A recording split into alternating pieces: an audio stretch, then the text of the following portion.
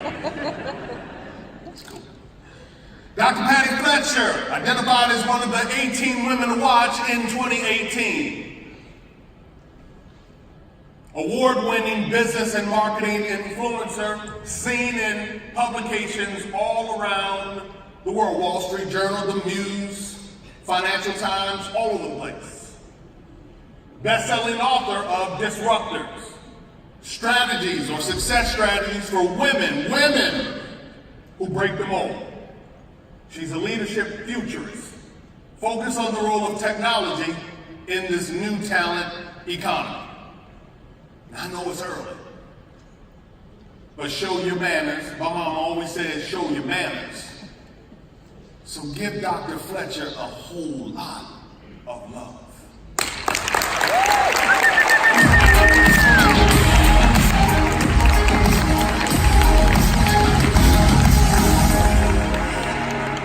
Hi, good morning, everybody. So, sorry about that, Torrin. So the reason this podium is out here, I sound a little funny. I don't normally sound like this. You know, they say that nurses and doctors make the worst patients. And although I'm a doctor, as my youngest child likes to say, I'm not the kind of doctor who can actually help people. But I am sick, so I have some tea up here to help me. If I pass out on the stage, don't worry, I probably won't stop talking, and I'll just get right back up, right? So we'll just continue on. So, yes. So how many of you have seen this documentary, Free Solo? Pretty awesome, right? How many of you are rock climbers? Me either. How many of you think it would be so much fun to hang on with no more than the size of your pinky nail to a 3,000-foot vertical mammoth of a rock? Does that sound like fun? Yeah, exactly, good times, yeah, me either. So you might be wondering why I'm talking about a rock climber to a conference with HR people. So let me back up for a minute. As I was preparing for today, I did what I normally do to get ready to talk to about 1,500 people in front of a big stage. I procrastinated. That's what I did, right? It's perfect. And by the way, scientific proof that it actually works. If you procrastinate and you have a big deadline, it creates this kind of positive energy, so it totally works. So I'm watching the movie Free Solo, and I see this guy who's climbing what's called El Capitan. It is this huge mammoth, like I said, 3,000-foot rock formation, apparently the most dangerous that there is. And no one has ever successfully climbed it without ropes. The movie Free Solo is about this guy that you see that looks like he's upside down, he's not, on El Capitan. And the movie is about him. His name is Alex Honnold, and he is a free solo climber, meaning he likes to climb rocks without ropes. It's amazing. And so many fascinating things. He's been doing this since he was 12. His body's even changed shape to accommodate it. His hands got really big and strong. His feet have some extra kind of cushion or something, because literally every millimeter matters. And so this documentary is about him summiting El Capitan. Now, a bit about this rock. 5 people have died trying to climb it just in the last 5 years. And they had ropes. So he always knew this was something he wanted to do without ropes. He just always knew. But it took him about 10 or so, 15 or so years to finally say, yeah, I'm gonna do it. What stopped him was fear. That's what stopped him. Because all he could picture was not him falling off the rock and plummeting to his death, but people, his friends, like he has watched his friends plummet. Right? So why am I talking about this and opening with this at an HR conference about unleashing our talent, unleashing the people in our organization? Well, it's because of who we are.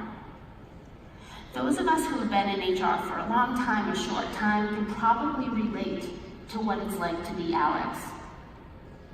To be hanging on to a rock that was not meant for us to climb.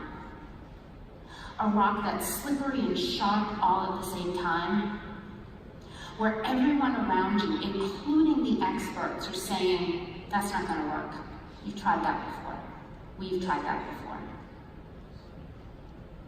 We feel so often like we are hanging on to that sharp rock where it's a lot easier to go down than it is to go up. And that we're doing so without ropes. So that's what I'm here to talk about today.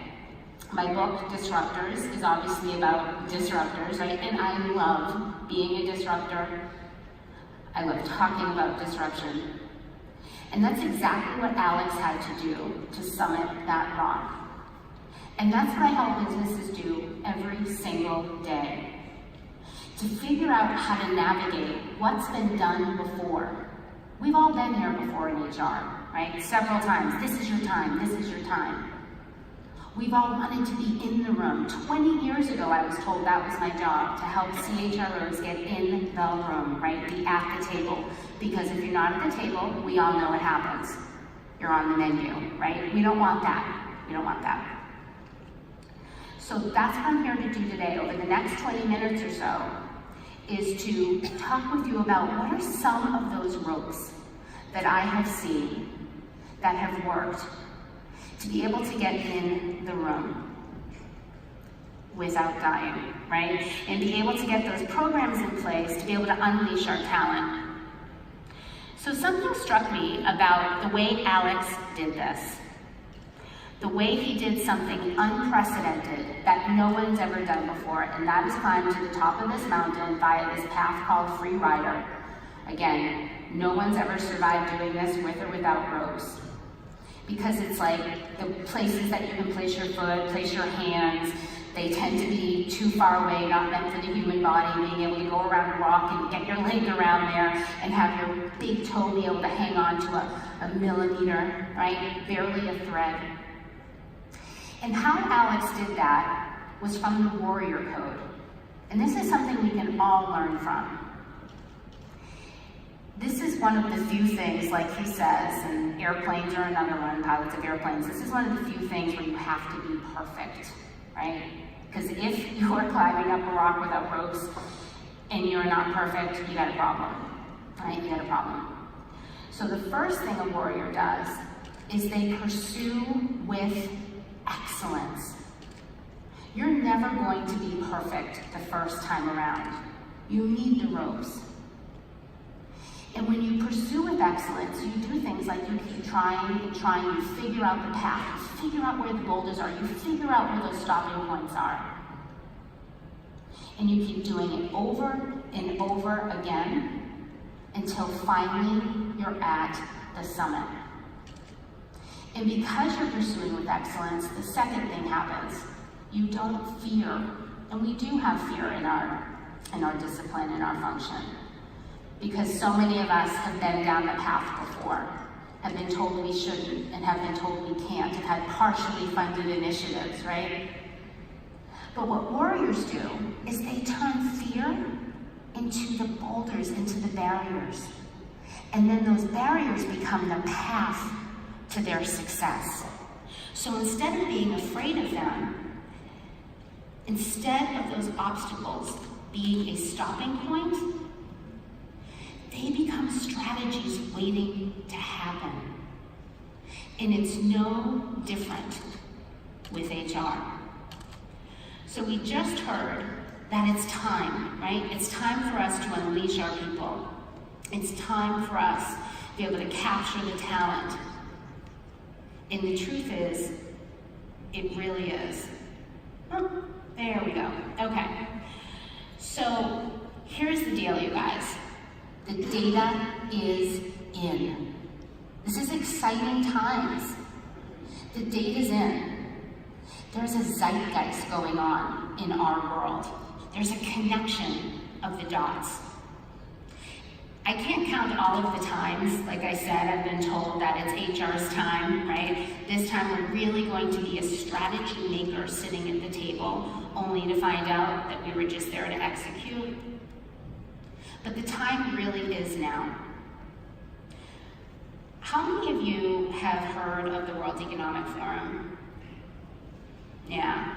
So the World Economic Forum brings together in Davos, I think it's in January, February of every year, all of the leaders of industry, of government, of NGOs, the people who essentially do one thing, and that's decide where the money comes from and flows through the world. It's all about economics. And over the last 10 or so years, they started focusing in on things like gender equity. Why? Because there's currently $18 trillion sitting on the table right now because there's such a big pay gap between women and men. Meaning that if we figured out pay parity, we would add the combined GDPs of Japan, France, and the UK to the economy. And considering women represent 90% of all consumer buy decisions, that's good for everybody, right? So they focus in on that because it's all about economy. A few years ago, they started talking about this thing called the Fourth Industrial Revolution. And, you know, we've all been in business for a while, we've heard of industrial revolutions, and for those of you who aren't familiar with the Fourth Industrial Revolution, absolutely, it's about technology and emerging technologies, right? So whereas the first few industrial revolutions were really about safety and getting rid of the yucky work that humans shouldn't be doing, the last industrial revolution, which brought things like Uber to the market and Amazon to the market and fundamentally changed the consumer experience, brought things like enterprise software to the market, which certainly changed our worlds.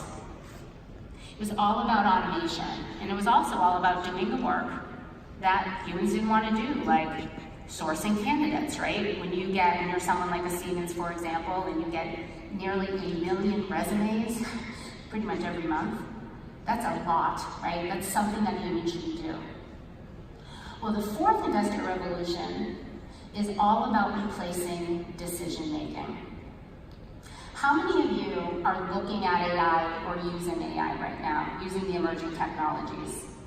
Yeah. A lot of CHROs that I speak with are feeling pressure to use the technology, right, the shiny new objects, without a clear reason why. We have an accusation problem in HR. We have a pressure problem. We, over the last few years, had to be technologists. We've had to be specializing in being lawyers, and now we have to be marketing people as well, right? Using that data that comes. So for the replacing decisions part, people feel a little nervous. I'm sure a lot of you have heard, and maybe many of you work in industries where we're starting to replace people who make decisions with machines. And I hear a lot, get a lot of the questions around, are humans going to lose their jobs? Are jobs going away? And when we see things like what Amazon announced yesterday, where they are now starting to replace people who box with machines. Why? Because each machine pays for itself in 2 years, and each machine can pack 750 boxes per hour, which is about 6 times more than the best performing human. So yeah, those jobs might be going away, but what industrial revolution haven't we faced that? Instead, what's happening is jobs are evolving. And the jobs that are evolving are jobs that can only be filled by humans. So things like where you have to be creative, right? An artist. The art side of marketing, for example. Or things that are highly relationship-based. Let's not kid ourselves. Brick buildings do not do business with brick buildings. People do business with people. High transaction, right? High money. Those are the things where we need relationships. People matter there. The next is the unknown, right? Think about plumbers, electricians, where you're dealing with something unprecedented. I hire a plumber to come into my home because I have a leak, only to find out the leak has nothing to do with the location, right? It's no different. So those are the kinds of things.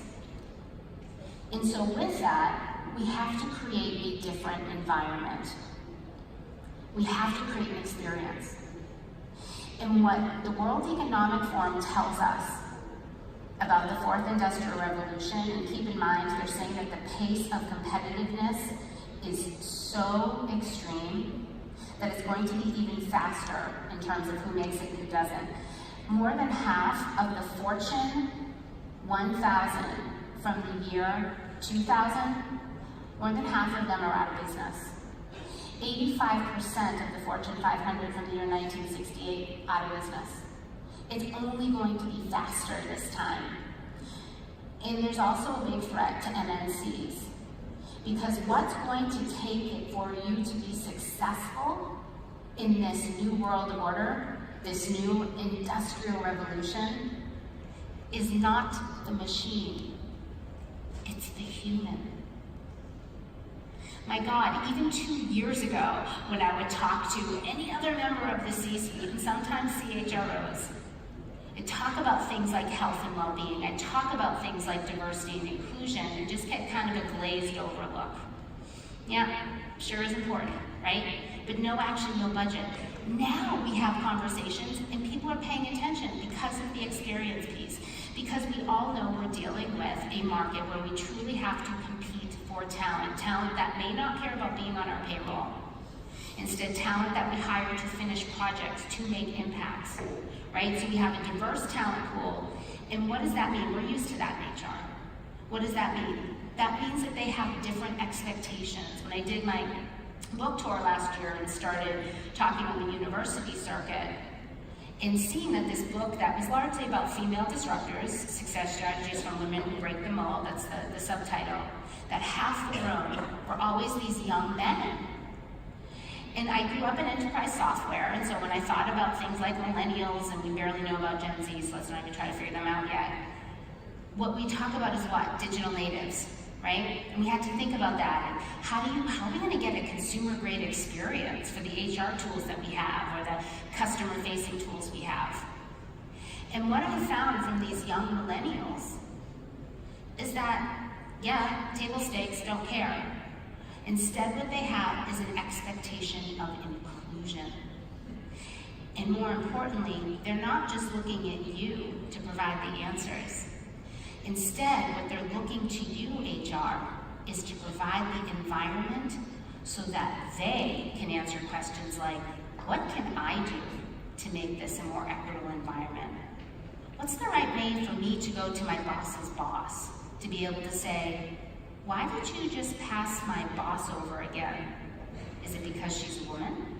Right? They want to actually get involved because they understand more so than we've had to learn. They grew up with the understanding, the belief that corporations, they're just citizens of the globe. They have bigger purses, bigger voices. So when we think about that for HR, when we think about where we are, that we have to be environment creators. We also have to provide an experience. I have yet to be in a boardroom now where the word engagement hasn't been replaced by experience, and by experience, some people think, well, that's just the technology. It's not. We in HR know that, right? We know that, okay, we put this big brand out there about the kind of employer we are, what practices, what policies, the way people treat each other, how do we live our values? That's what we mean by experience. And our job is to create that environment, and we finally have the ears to do so. But make no mistake, we are at a tipping point. This fourth industrial revolution, which we are told MNCs are truly going to go extinct because we don't have the flexibility to be able to change so quickly, to change who we are, how we act, that's going to be a big problem. And so we keep using old language like, well, we just have to get in the room to change that. And I have to tell you, the reason I'm here today is not to say how do we get in the room, but instead, HR, how do we win the room? And we win the room by being the voice of that talent economy. We win the room by being able to connect to the hearts and minds, not only at the top, right? Because tone at the top is critical for any kind of true cultural disruption. We get talked a lot about digital transformation, right? I know we talk a lot about that here. It's just become meaningless at this point. And sure, we talk a lot about disruption, but what I mean by disruption is we are currently living, working, and perpetuating a status quo that was meant for 50 years ago, not meant for this highly diverse work environment. And it's not meant to serve those customers that are so much smarter than they used to be. Customers who won't do business with you if they don't see themselves reflected in the workforce you have and the way that they're being treated. So it's not just about that tone at the top, it's also about the hearts and the minds that impact the mood in the middle, in the buzz at the bottom. A few years ago, I worked with this CHRO, large company, grew over the last decade or so by acquisition. I mean, it was something ridiculous, like 30 acquisitions in 10 years or something. It was crazy, right? It's essentially a holding company, large information services. And so the CHRO was the first ever global CHRO put into place. And it was put into place because they were losing clients. They were losing top salespeople. Right? They were losing the money, essentially. They had scientists leaving. Why? Because nobody could identify who the brand was, there was inconsistency, customers were seeing multiple salespeople from all across the different businesses, there was no coordination, there was no one company. So they hired this, or they brought the CHRO in. Now the CHRO was brand new to being a CHRO, but had been with the company for, 30 years. Grew up on the science side, so on the product side, they did reports around large capital expenditures. And then he went to the sales side and became CEOs of regions. And because he had needs like hiring salespeople away from competitors, they thought, the C-suite thought, oh, he'll be good, he knows HR.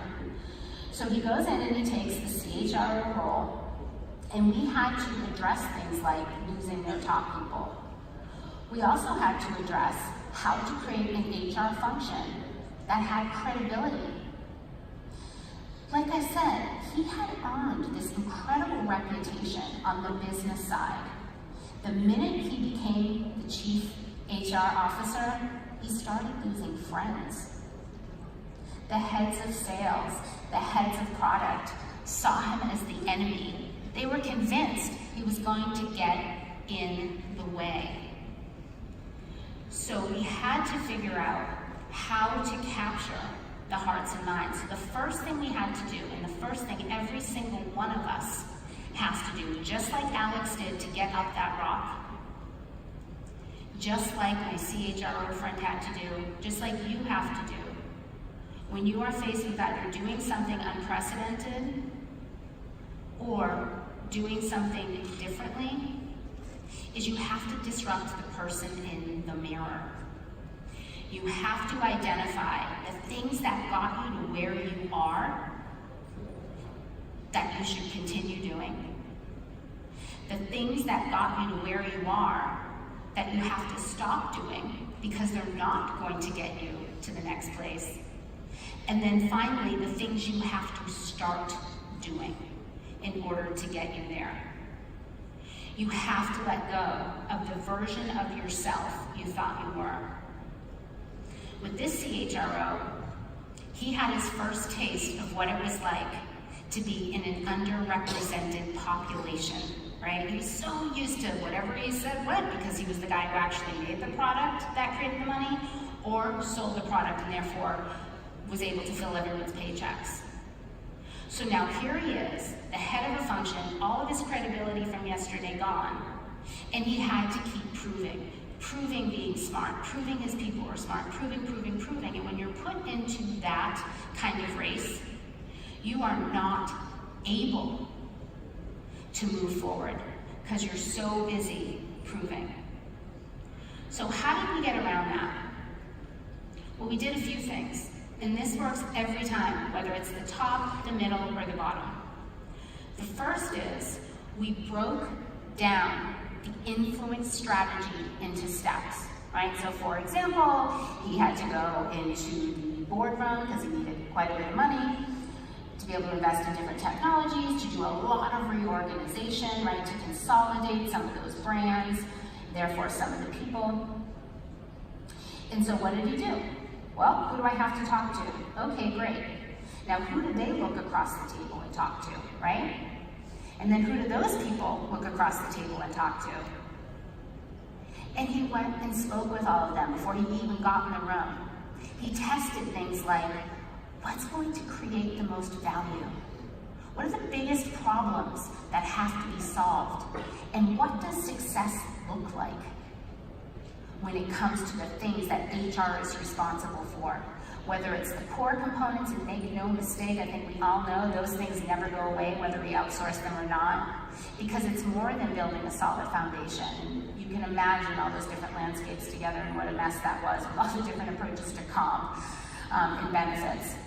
But really, what he started seeing core HR as was as a peace of mind component, right? I'm going to get paid, I'm going to get the money, that's great. And from a corporate perspective, it was compliance.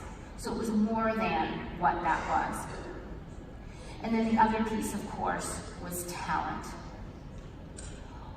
What do we need? We are losing salespeople. We keep hiring from the competitors. So what are we doing? We're hiring for today and not tomorrow. What kind of reorganization do we need to do? How do we consolidate brands? How do we match what the sales and marketing organizations are doing with the people we bring in and their ability to execute? Oops, wrong way. The next thing was asking why.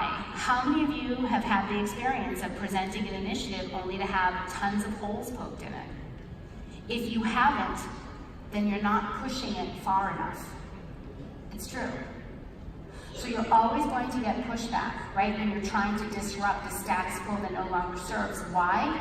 Because you're messing with someone's system, either where they are thriving or at least they are comfortable. So start asking why. Why are you pushing back? Why won't this work? It's okay. Because what ends up happening with these conversations is you start building interest, right? We all get it. You start building interest, you start building engagement, and then what happens? You start building influence. Pretty cool, right? The next thing is anticipating tension. When you're disrupting, you're going to get a lot of tension. Figure out where those big boulders are, right? Where you have to get your leg around to reach a little millimeter of ledge with your foot that you can't quite reach. Figure out where those areas of tension are and work through them. Be the warrior. Use them as your strategies waiting to happen. Stop looking at them as obstacles and find out who can help you, who can engage with you, where you may have a friend in the room. Next, lower your expectations and embrace ambiguity. We hear a lot here, and I spoke with a few people yesterday, including this lovely lady here, about how we keep talking about we have to use data. Data, data, data. Yeah, also know that data is going to work against you. I grew up in loving the topics around gender diversity and inclusion, only to find that investments that we made in those things, like around recruiting, right, getting more women, only yielded a 3% increase. Be careful, because data can work the other way. And then finally, build a critical thinking muscle. Be open to Socratic dialogue. And just remember that it's all about conditioning. That's what it is. I remember the first time I started thinking about Maslow's hierarchy as a mountain instead of a pyramid. So what happens as you climb a mountain? There are fewer people, right? The higher you go. You have to be conditioned because there's less oxygen, less air. It gets steeper as you go, right? It's tough. You need different resources. You have to condition. Well, I started thinking of the hierarchy as a mountain actually the first time I started training for a triathlon. So I went from easing my way into running to want to do triathlons, and those of you who do any kind of races know you always do other races on the way to the event, right? You want to get used to what's it like being around other people, and in a triathlon, you want to get used to what it's like to go from like one event to the next, right? From biking to running, from swimming to biking. So I signed up for a duathlon. It was my first ever. I show up, and I'm clearly the only one who wasn't in the lead. There are about 200 people there. And 199 other people were all Amazon men. They were like 15 feet tall. They had no hair, no body hair. They could do things like jump into their bike, and their pedals were already had their feet, like their shoes on them and stuff. They were incredible. And I was so new to this. I had no idea what this word wave meant. So I went to the front with my bike. It was a duathlon, so it was a bike and a run. I went to the front with my bike, and I was in the way, basically. I was in the way of all these elite athletes, and you have to also know that I was not the epitome of an athlete. I was just over 300 pounds. I could run and I could bike, but incredibly slowly, right? The kind of joke is people in walkers would pass me. I was so slow. And so here I am, essentially getting in the way, and I'll never forget this one guy going past me and going, "Get that, you know what, out of the way," and then called me a name about my physical appearance. And I felt so embarrassed, right? Skeptics, people just kind of dig at you at your weak points. But I had people waiting for me at the end. My husband, my kids. I had to get through the race because I had to learn what it was like to be in a race. So when you are facing skepticism, which you will, right? When you're being told you don't belong here, you don't look like us, you're not one of us, think about those things that are going to keep you on track. Use that warrior code of why am I here? Why am I doing this? And use a litmus test. So in addition to procrastinating with a movie, I also started looking at old things that I have written or seen, and I, years ago, in 2004, wrote the first chapter for this book, please don't get it, called The Brave New World of EHR, and the first sentence in my chapter is, "It's an exciting time to be in HR," right? Well, this time I mean it, you guys. It really is. And I mean it because here's the thing about the Fourth Industrial Revolution. That people piece is so critical that the truth is, if you don't take that over, if you don't create an environment that attracts talent over and over again, because remember, not everybody wants to be on your payroll anymore. 67% of US workers believe that they are going to be independent contractors in the next 5 years. What are you going to do about that, HR? The majority of your programs are built for employees, and yet people you're going to rely on to execute on corporate strategy are not going to be on your payroll. What are you going to do about it? The traditional programs don't work, right? And then you have all this technology coming at you. And just like Alex, when he was climbing that rock, he was doing so with completely different context. He had a girlfriend for the first time. He had people on a camera who became his friends. Right? So we have all of these different things. You're facing the same thing, and if you don't execute on this, if you don't take ownership over this, someone else in your company is going to. Don't let that happen. Use the litmus test with everything you do. Is it fulfilling what we are, who we are, and why we are? Your answer to these questions, you are not human resources anymore in that room. It goes back to what I said in the beginning. We take our cue from CMOs. I've run out of time, so I can't tell you the story about the CMO I was going to and his whole metamorphosis.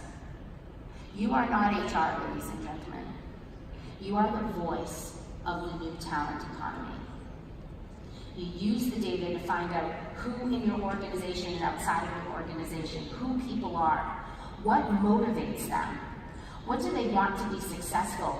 You help everyone in that room, winning hearts and minds, to let them know that one size no longer fits all, and quite frankly, it never did. You're going to face skepticism. You are going to face people that just don't believe you. Trust me, they will. You're going to go find the people who need you the most, right? Because they're losing customers, because they're losing key talent. And you're going to focus in on them and create strategies around talent acquisition and growth. Because you're going to be the voice of the talent market. The voice of the brand to the market, and the voice of that talent economy back to the company. So as I exit this, and one of the things our opening MC said was so important. Look, you guys are the experts at this. I've never believed in sage on the stage. It's a bunch of BS, right? But I've also sat in plenty of keynotes and have heard all these wonderful things, and you get all excited, I can do this, right? This is the zeitgeist, let's go make it happen, right? It's really exciting. And then you walk through that magical door over there, and what happens? In my book, I call it the rubber band snap. Right? You make all this progress, and this is going to happen to you over and over again. And you go from, this is possible, we can make the change, it really is our time, HR, to wait, but, right? All of those things come from the past, and we snap back into reality. That's not going to happen this time. You are in the third industrial revolution. Sorry, fourth industrial revolution. Your time is now. And when you become the voice of the talent economy, the one thing that decides who is successful and who isn't from a business perspective, only then can you truly unleash all the best and available talent for your enterprise. Thank you so much. Enjoy the rest of your conference.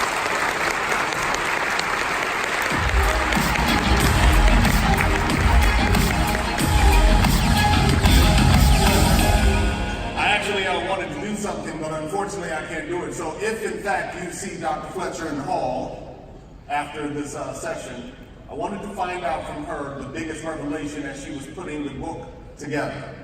Disruptors, Business Success Strategies for Women Who Break the Mold.